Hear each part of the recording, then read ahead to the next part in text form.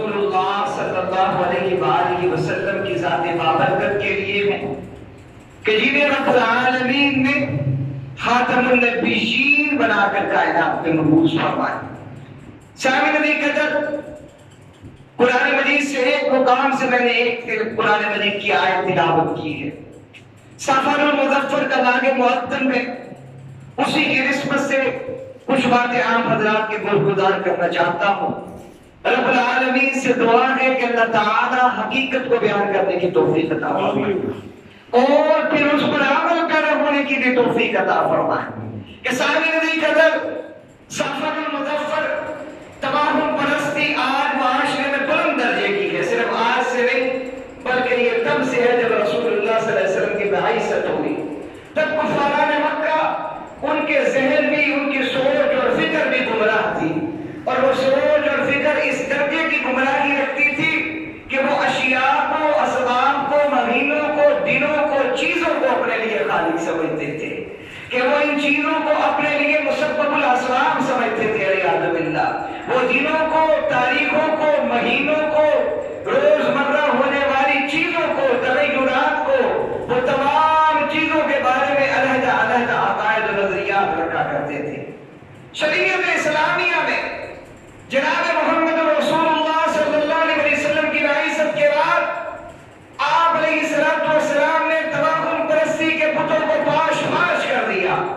نبی محترم صلی اللہ علیہ وآلہ وسلم نے غلط نظریات، عقائد باطلہ کو پیغمبر علیہ السلام نے مسمار کر دیا اور لوگوں کو ایک وحدہ لا شریک کی طرف لے کر آئے کہ اپنے نظریات کی درستگی کرو، سوچ و فکر کو بدل دو، تمہاری زندگیوں میں تغیر اور تبدل لانے والا ایک وحدہ لا شریک ہے، تمہاری زندگیوں میں آسانی اور پریشانیوں کو لانے والا ایک وحدہ لا شریک ہے، تمہاری تندرستی، تمہاری صحت، تمہاری بیماری کا خالق و مالک ایک وحدہ لا شریک ہے۔ پیغمبر علیہ السلام نے وہ تمام نظریں جو اسباب کی طرف متوجہ ہوتی تھی، انہیں اسباب سے اٹھا کر ایک وحدہ لا شریک جو مسبب الاسباب ہے اس کی طرف مرکوز کر دیا کہ ایک اللہ رب العالمین کی طرف، اس مسبب الاسباب کی طرف۔ لات و عزا، منات و والا مکہ کے ماننے والے وہ لوگ، اور تباہم پرستی کے شکار لوگ جن کے عقائد و نظریات بلند درجہ کے باطل ہو چکے تھے، پیغمبر علیہ السلام نے انہیں ایک وحدہ لا شریک کے جھنڈے تلے لے آئے کہ مناجات کرنی ہے، التجائیں کرنی ہے، دعائیں کرنی ہے، اپنی تکالیف میں اگر کسی کو پکارنا ہے تو ایک وحدہ لا شریک کو پکارنا۔ تو آج بھی معاشرے میں یہ غلط سوچ اور فکر پائی جاتی ہے کہ علیہ باللہ سفر کا مہینہ منحوس ہے۔ آپ کو کسی نے اطلاع دے دی کہ نحوست مہینوں کی وجہ سے ہوا کرتی ہے؟ کس نے بتا دیا؟ نحوست ایام کی بنیاد پر ہے، نحوست کا تعلق کسی لمحے اور ساعت کے ساتھ ہے۔ میرے بھائیوں، نہیں، نحوست کا تعلق ہمارے بدعمالیوں کے ساتھ ہے۔ در حقیقت نحوست کا تعلق ہمارے برے افعال کے ساتھ ہے، ہمارے گندے کردار کے ساتھ ہے، ہمارے گناہوں کے ساتھ ہے، ہماری اللہ کی نافرمانیوں کے ساتھ نحوست کا تعلق ہے۔ ہم نے ایام اور مہینوں کو اس کا قصوروار ٹھہرا دیا کہ سفر کے مہینے میں سفر نہ کرو، نقصان ہو جائے گا، کہ سفر کا مہینہ مصیبتوں، بلاؤں، آزمائشوں، تنگیوں کا مہینہ ہے۔ کس نے بتایا؟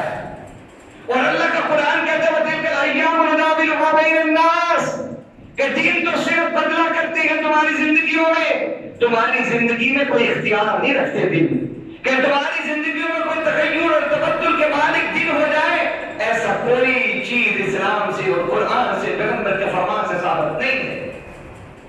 کہ توہم پرستی آج بھی ہمارے معاشرے میں وہی ہندوانہ رسم و رواج جو چلے آئے کہ جن کو چھوڑ کر ہم پاکستان میں آئے تھے، آج بھی وہ سوچیں، وہ فکریں پائی جاتی ہیں کہ یہ سفر کا مہینہ کچھ بھی نہیں ہے۔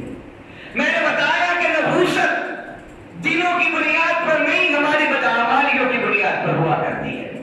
رسول اللہ صلی اللہ علیہ وسلم کا فرمان عالی شان صحیح حدیث میں موجود ہے کہ پیغمبر علیہ السلام فرماتے ہیں ان اللہ لا ينظر الى صورکم، پیغمبر علیہ السلام فرماتے ہیں اللہ تمہاری صورتوں کو نہیں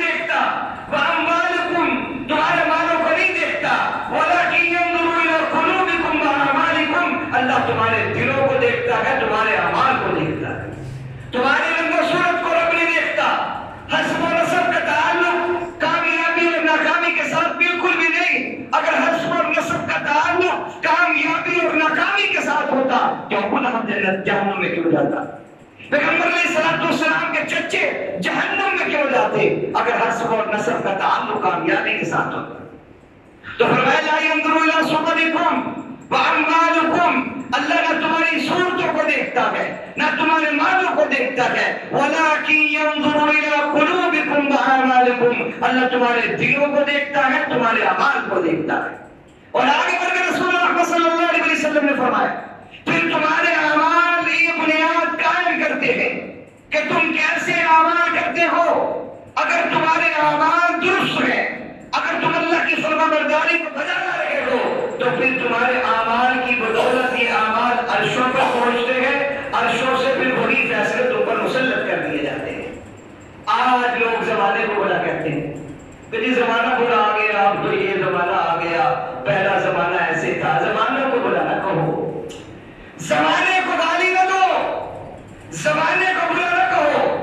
زمانہ تحریک خداوندی ہے، اس کو اللہ نے تحریک کیا ہے۔ زمانہ برا نہیں، زمانے میں رہنے والے افراد برے ہو چکے ہیں، زمانے میں رہنے والے افراد برے ہیں، زمانہ برا نہیں۔ آج بھی اللہ کی طرف سے وہ قانون موجود ہے بصورت قرآن، لیکن میں اور آپ قرآن سے دور ہو گئے۔ آج بھی پیغمبر کے فرمان بصورت حدیث موجود ہے، لیکن میں اور آپ پیغمبر کے اعمال کو اپنانے سے دور ہوئے۔ لہذا زمانے کا کوئی قصور نہیں، ہمارے اپنے اعمال کا قصور ہے۔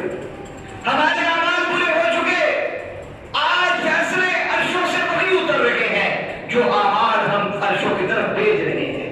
ہم اپنے گربانوں میں جا کے تو صحیح توقع تو یہ کر رہے ہیں یہاں ہاتھ اٹھے اللہ کی رحمت برس جائے، توقع تو یہ کی جا رہی ہے میں دعا مانگوں اگلے لمحے میری دعا قبول ہو جائے۔ ذرا میں اپنے گربان میں جانچوں تو صحیح، کیا میں اس رب کو اس درجے میں پکار رہا ہوں کہ جو رب یہ کہتا ہے والذین یبیتون لربہم سجدا وقیاما، کہ اللہ تو فرماتے میرے سامنے آہوگیری کرنے والے، میرے سامنے جھکنے والے، الراکعون الساجدون العاملون التائبون العابدون الحامدون السائحون، یہ اللہ تعالیٰ قرآن میں نہیں کہتے، یہ وہ مقربین لوگوں کے اوصاف ہیں جو رکوع میں رہتے ہیں، جو سجدوں میں رہتے ہیں، جھکے رہتے ہیں، ڈرے رہتے ہیں، نیکی کا حکم دیتے رہتے ہیں، برائیوں سمجھتے رہتے ہیں، پھر اس کے بعد التائبون توبہ بھی کرتے رہتے ہیں۔ اللہ اکبر۔ تو جب ایسے معاشرے میں ایسے افراد تھے تو پھر کیا معاملہ تھا؟ جب تائبون عابدون حامدون سائحون راکعون ساجدون آمرون بالمعروف والناہون عن المنکر والے لوگ معاشرے میں موجود تھے، تب یہ لمحے تھے کہ جناب عمر فرماتے ہیں ادھر ہاتھ اٹھے دعا کے لیے کہ رب بارش برسا۔ ابھی ہاتھ چہرے پر نہیں آئے تھے کہ بارش کے قطرے پہلے زمین پر آ گئے، کہ ہاتھ بعد میں پہنچے، زمین پر قطرے آسمانوں سے پہلے اتر آئے۔ سیدنا فاروق اعظم رضی اللہ تعالیٰ عنہ کی ذات اقدس کو اٹھا لیجیے، یہ انہی لوگوں کا تذکرہ ہے، الراکعون الساجدون العاملون، کہ حکم دیا کہ جاؤ میری چادر لے جاؤ، وہ آگ کا لابا وہ نکل رہا ہے پہاڑ سے۔ صحابہ فرمانے لگے امیر المؤمنین آپ کی چادر کیا کرے گی؟ فرمایا لے جانا اور اس آگ کو آگے دھکیلتے چلے جانا۔ عمر کی چادر کا جانا تھا کہ وہ آگ واپس اپنی بل میں چلی گئی، نکلنے والی آگ، جلانے والی آگ عمر کی چادر کو نہیں جلا سکی۔ پھر وہ ایسے لوگ بنے جنہیں اللہ نے تائبون راکعون ساجدون کہا کہ ایک صحابی کا تیر زمین میں گر گیا، اپنی شیشی رکھ دی، اللہ اکبر، اور زمین کو مخاطب کر کے کہنے لگا کہ اے زمین یہ میرا تیر ہے، اس کو واپس کر دے۔ زمین میں نکلا ہوا تیر واپس کر دیا۔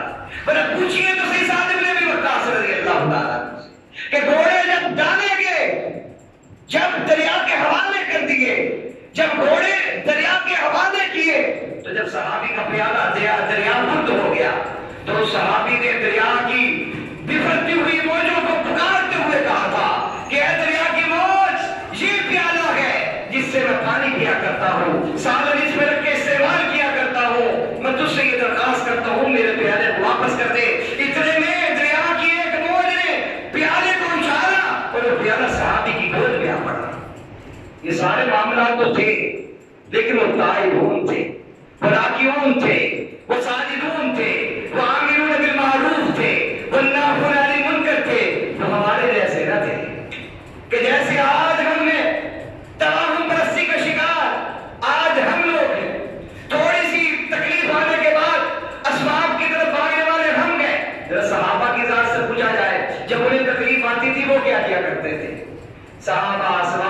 طرف نہیں بھاگا کرتے تھے. اللہ اکبر. حضرت مقداد بن اسود رضی اللہ تعالیٰ عنہ فرمایا تکلیف آئی میں مسجد میں چلا گیا اور اللہ کی بارگاہ میں نے رکوع اور سجود کیا. تو جب میں نے رکوع اور سجود کیا گھر میں بعد میں پہنچا اللہ نے وہ آنے والی مصیبت وہ پریشانی دور کر دی, وہ مجھ سے ہٹا دی کہ سب سے پہلے ان کی نظر اللہ کی طاقت اور قدرت کی طرف جایا کرتی تھی. اور آج جس معاشرے میں میرے بھائی ہم رہ گئے ہیں اس معاشرے میں ہم آج تباہ پرستی کا شکار ہو چکے ہیں. ہر کوئی اسی دنیا کی لذتوں کو پانے کے لیے, اسی دنیا کی نعمتوں کو اکٹھا کرنے کے لیے آج کتنے احکام خداوندی توڑے جا رہے ہیں. آج اللہ کی کتنی روگردانی کی جا رہی ہے. اور جس معاشرے میں ہم رہ رہے ہیں بل پیش کیا جا رہا ہے, استغفار کیا جائے. میرے بھائیوں میں بڑے درد دل کے ساتھ یہ بات کہتا ہوں کہ استغفار کیا جائے. اب ضرورت ہے استغفار کی. ہمارے پاس اور تو کچھ نہیں, ہم اللہ سے استغفار کر سکتے ہیں. یا اللہ تو ہمارے ان گناہوں کو بخش دے کہ جن گناہوں کی نحوست کی بنیاد پر ایسے لوگ ہمارے اوپر مسلط کر دیے گئے کہ جو لوگ آپ لا الہ الا اللہ کی بنیاد پر جو ملک دیا گیا اس ملک میں یہ قانون لے کر آئے, یہ قوانین پاس ہو رہے ہیں کہ کوئی 18 سال سے کم عمر اسلام قبول نہیں کر سکتا, پابندی ہوگی. استغفر اللہ, کہیں استغفر اللہ. کون گارنٹی دیتا ہے اس بے شعور بچے کی جس نے جو کافروں کے گھر میں پیدا ہوا, بلوغت تک اس پر کوئی حکم نہیں لگے گا, بالغ ہونے کے بعد 18 سال کی عمر سے پہلے اگر وہ دنیا سے چلا گیا اور آپ کی پابندی آ گئی کہ آپ کے قانون یہ بن چکا تھا کہ 18 سال کی عمر سے پہلے کوئی ایمان اسلام قبول نہیں کر سکتا, مذہب چینج نہیں کر سکتا, تو بتائیے اس کے کفر کی حالت میں جانے کا کل یوم محشر ذمہ دار کون ہوگا؟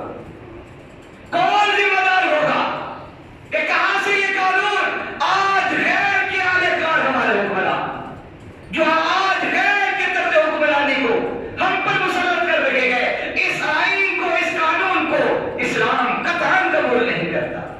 اسلام کیا کہتا ہے؟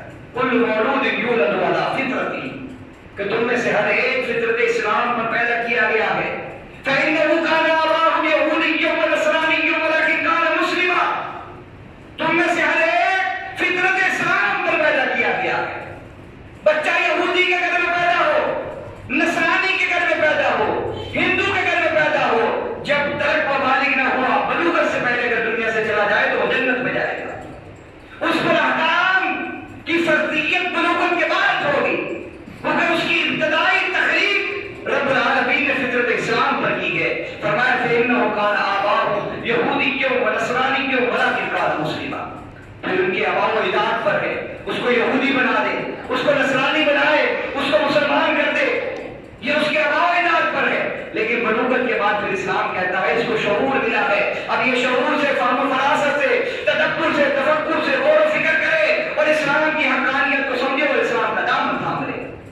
لیکن آج جو قانون لایا جا رہا کہ 18 سال کی عمر تک کوئی مذہب تبدیل نہیں کر سکتا, تو میرے بھائیوں ایسا قانون اسلامی ملک میں جب لایا جائے تو ہمارے لیے شرم سے منہ بندنے کے علاوہ اور کوئی چیز نہیں ہے. کہ ہمارے آباء و اجداد نے, ہمارے ان بزرگوں نے اس ملک کے لیے جو قربانیاں دی تھی, کیا وہ قربانی اس بات کی مقتضا تھی کہ یہاں پر اسلام کے مخالف بل لائے جائے؟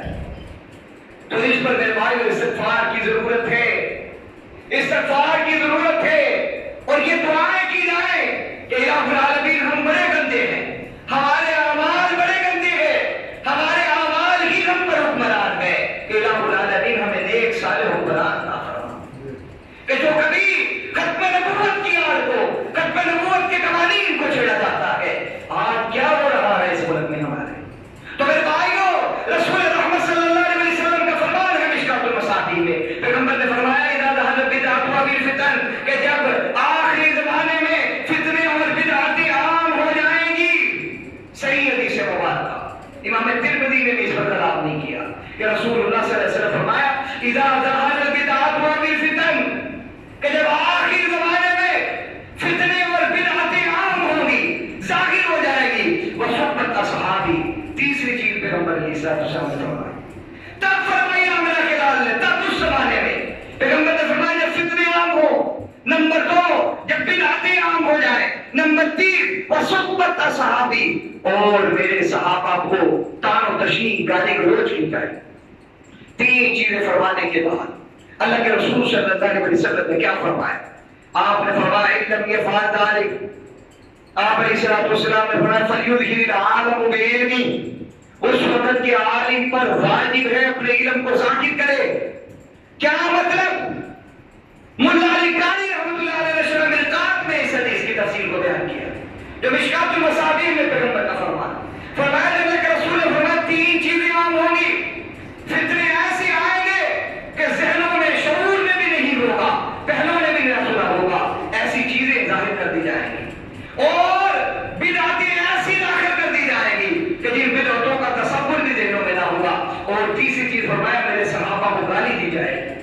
پھر اللہ کے رسول صلی اللہ علیہ وسلم فرمایا فلیدخل العالم بعلمی، اس وقت کے عالم پر واجب ہے بے علم ہی اپنے علم کے مطابق میدان میں نکلے۔ کیا مطلب؟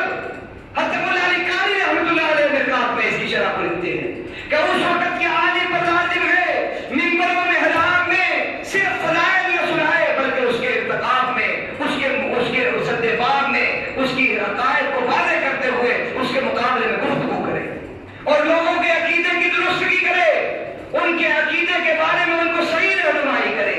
اور اللہ کے رسول صلی اللہ علیہ وسلم کی اگلی وعید کیا ہے؟ اِلَّمْ يَفْعَلْ ذَلِكَ، اللہ اکبر کبیرہ۔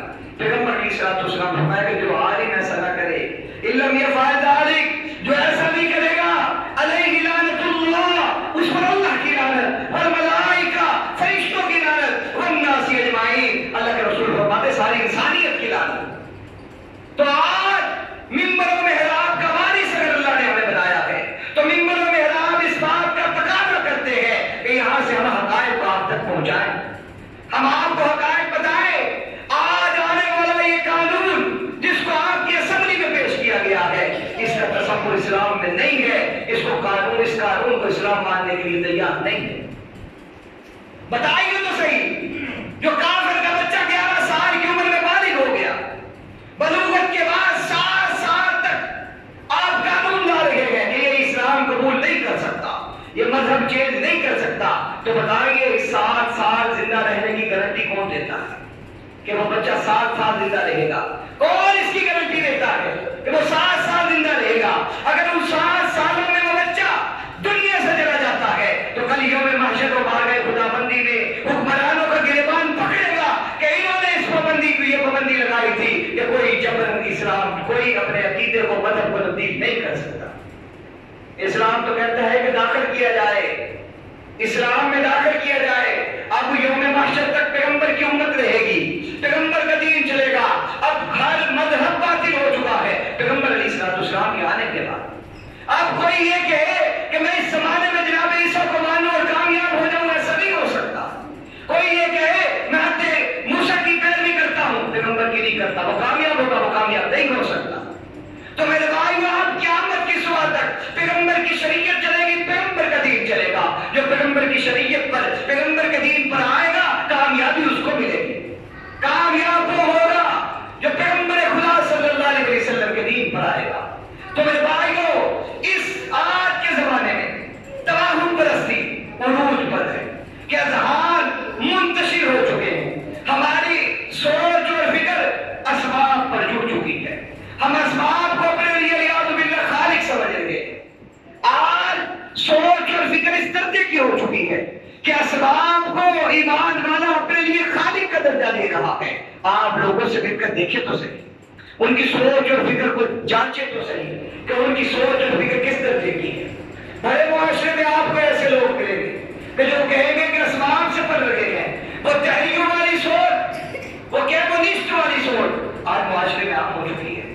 حالانکہ ہمارے امام الائمہ امام اعظم ابو حنیفہ رحمۃ اللہ تعالی علیہ، اللہ اکبر، اللہ کی کروڑوں رحمتیں ان کی قبر پر ہو، کروڑوں رحمتیں اور برکتیں رب العالمین کی اس فرزند اسلام کی قبر پر ہو کہ جس نے دین ہمارے لیے شیر و شکر کر کے آسان کر کے پہنچا دیا۔ اللہ اکبر، آپ اور میں پھنسے رہتے مسائل میں، ہماری تو سوچ بھی نہ پہنچتی جہاں تک امام صاحب پہنچے کہ اس قرآن سے مسائل کو اخذ کرتے چلیں گے اور اس درجے کے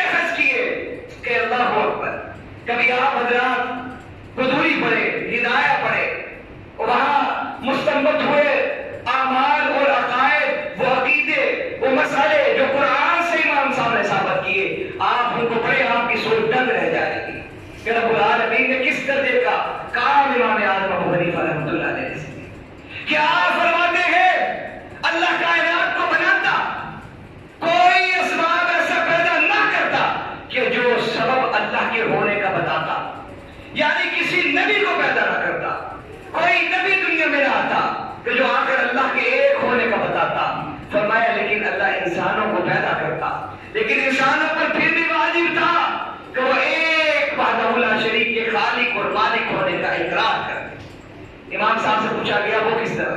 تو امام صاحب فرماتے ہیں اللہ کسی بھی پیشوا رہنما پیغمبر کو نہ بھیجتا، لیکن انسانوں کو بھیجتا اس کائنات کے بننے کو دیکھ کر، اس آسمان کی بلندی کو دیکھ کر، زمین کے بچونے کو دیکھ کر، پہاڑوں کے عروج کو دیکھ کر، ہواؤں فضاؤں خلاؤں کے نظام کو دیکھ کر انسان پر واجب ہو جاتا کہ وہ ایک خدا کے ہونے کا یقین کرتا۔ کہ ہمیں تو عقائد یہ سکھائے گئے ہیں میرے بھائیوں، ہمیں تو اس درجے کی تعلیم دی گئی ہے کہ اللہ کی وحدانیت پر اس درجے کا یقین آ جائے۔ تو میرے بھائیوں یہ سوچ اور فکر کہ جو آج توہم پرستی کا لوگ شکار ہو گئے، ایسا کچھ بھی نہیں ہے۔ نہ زمانہ برا ہے، نہ مہینہ برا ہے، نہ دن برا ہے، نہ کوئی مہینہ برا ہے، نہ زمانہ برا ہے۔ زمانہ بھی وحدہ لا شریک کا ہے، دن بھی اللہ کے ہیں، سورج بھی اللہ کا ہے، چاند بھی اللہ کا ہے، سارا نظام کائنات جب اللہ کا ہے، جب یہ تمام چیزیں اللہ کی بنائی ہوئی ہیں تو یہ تمام چیزیں بری نہیں، ہمارے اعمال برے ہیں، ہماری بدعمالی یہ ہے۔ آج حساب تو لگا لیجیے جمعے کی نماز بڑی معذرت کے ساتھ ہم اپنے تعداد دیکھ رہے اور فجر میں دیکھیں، کیا اس رب نے صرف ہمیں جمعے کو رزق دیا ہے؟ کیا اس کا وعدہ صرف ہمارے لیے جمعے کے دن کا ہے؟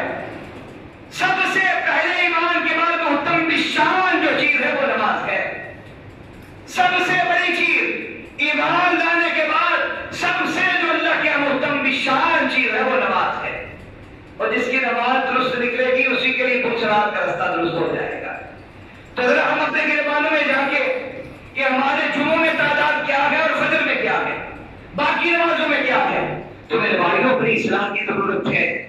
ہمیں اپنے قبلے کو درست کرنا ہوگا، اپنے اعمال کی فکر کرنی ہوگی کہ اگر مؤذن نے حی علی الصلاۃ حی علی الفلاح کہا ہے، جب مؤذن حی علی الصلاۃ حی علی الفلاح کہتا ہے ہم تو اپنے کام کاجوں میں ہوتے ہیں اور جواب بھی نہیں دیتے اذان کا، فرمایا کہ اس صدا کو، اس آواز کو رب العالمین کی جتنی مخلوقات سنتی ہے وہ ساری یہ کہتی ہے لا شک فی قولہم، تیرے اس قول میں کوئی شک نہیں، تو خیر کی طرف بلا رہا ہے، تو بلائی کی طرف بلا رہا ہے۔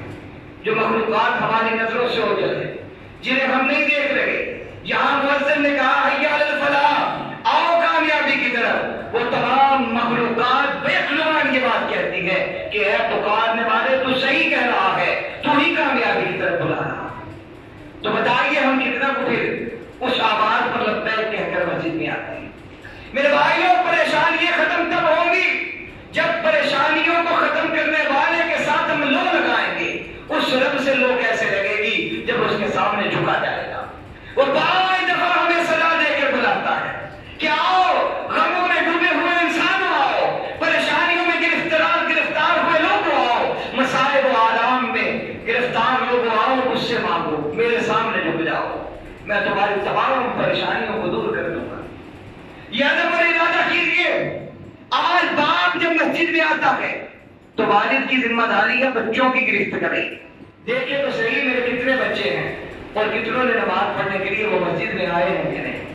فکر مندی کی ضرورت تو یہ ہے، بچہ کیمسٹری میں فیل ہو جائے تو ابا جان ڈھونڈتے پھریں گے کہ زیادہ اچھا پروفیسر کون سا ہے کہ جس کے پاس اس کو بھیجا جائے تاکہ اگلے آنے والے پیپروں میں یہ ناکام نہ ہو، اگلے پیپر میں یہ ناکام نہ ہو۔ یہ بڑی فکر کی جائے گی کہ اس کا یہ مضمون فیل ہوا ہے، اب ٹیچر ایسا ڈھونڈوں جو ایسا پڑھائے کہ یہ کام کامیاب ہو جائے۔ اوہ میرے بھائیوں اصلی کامیابی تو آگے آنے والی ہے جب باپ کی والد کی صورت یہ ہو جائے گی کہ میں تو نماز پڑھ کے آیا ہوں، میرا بچہ مسجد نہیں گیا، اس نہ جانے پر اس نے کتنی بڑی ناکامی مول لے لی ہے، اس ناکامی سے اس کو بچاؤ اور اس کو مسجد میں لے کر آؤ۔ تو میرے بھائیوں جہاں اپنی فکر کرنی ہے اپنے اہل و عیال کی فکر کی جائے، ہم ان کو بھی جہنم سے بچا کر جنت کی طرف لے کر جانے والے، اپنے گھر میں مستورات کی، ان کو ان کی نماز کی، ان کے ذکر و اذکار کی ان کو تعلیم دی جائے اور اپنے بچوں کو مسجد میں لایا جائے۔ تو جب معاشرہ ہمارا 100% نمازی بن جائے گا تو پھر ویسی برکات اللہ کی طرف سے معاشرے پر نازل ہو جائے گی۔